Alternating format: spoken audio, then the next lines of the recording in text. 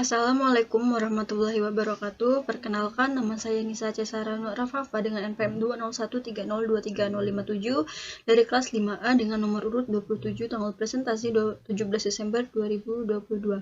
Di sini saya akan memenuhi tugas dari mata kuliah perancangan pembelajaran kimia, yaitu membuat rencana pelaksanaan pembelajaran atau RPP. Dengan satuan pendidikan SMA Negeri 1 Terusan Unyai, mata pelajaran kimia kelas 11 semester 2, materi pembelajaran peran larutan penyangga dalam tubuh makhluk hidup, pertemuan ke-7, alokasi waktu 2 kali 45 menit. Kompetensi dasar sikap spiritual, menyadari adanya keteraturan dari sifat hidrokarbon, termokimia, laju reaksi, kesetimbangan kimia, larutan dan koloid sebagai wujud kebesaran Tuhan Yang Maha Esa dan pengetahuan tentang adanya keteraturan tersebut sebagai hasil pemikiran kreatif manusia yang kebenarannya bersifat tentatif. Kompetensi dasar sikap sosial, menunjukkan perilaku ilmiah, memiliki rasa ingin tahu, disiplin, jujur, objektif, terbuka, mampu membedakan fakta dan opini, ulet, teliti, bertanggung jawab, kritis, kreatif, inovatif, demokratis, dan komunikatif dalam merancang dan melakukan percobaan serta berdiskusi yang diwujudkan dalam sikap sehari-hari. Kompetensi dasar pengetahuan 3.13 menganalisis peran larutan penyangga dalam tubuh makhluk hidup.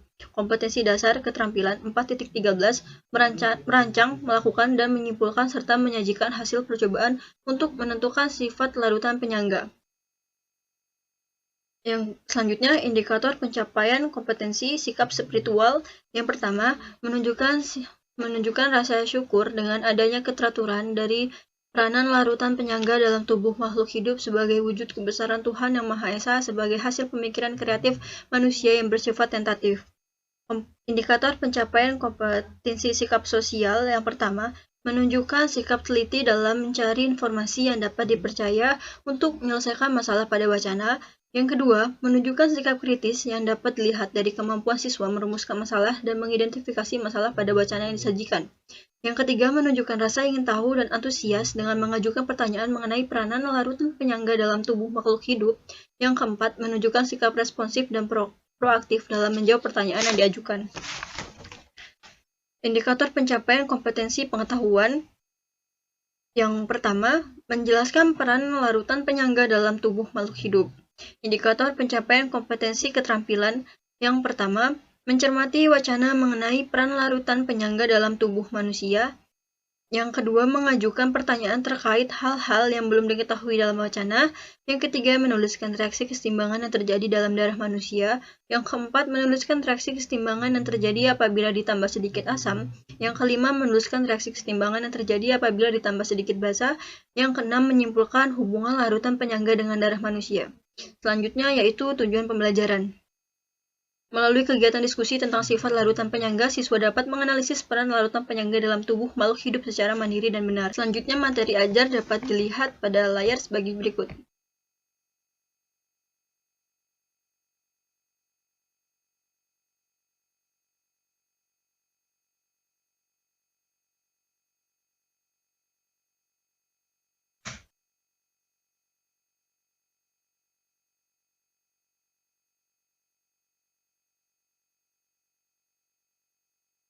Selanjutnya, model pendekatan dan metode pembelajaran.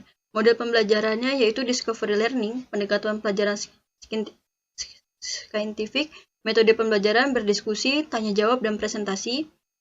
Kegiatan pembelajaran pertemuan ke-7 dengan alokasi waktu 2 kali 45 menit. Yang pertama, kegiatan pendahuluan.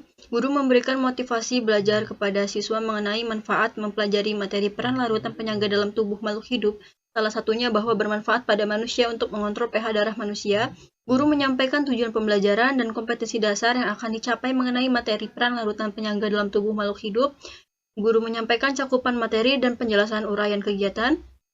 Guru meminta siswa untuk duduk sesuai kelompoknya masing-masing serta membagikan LKPD.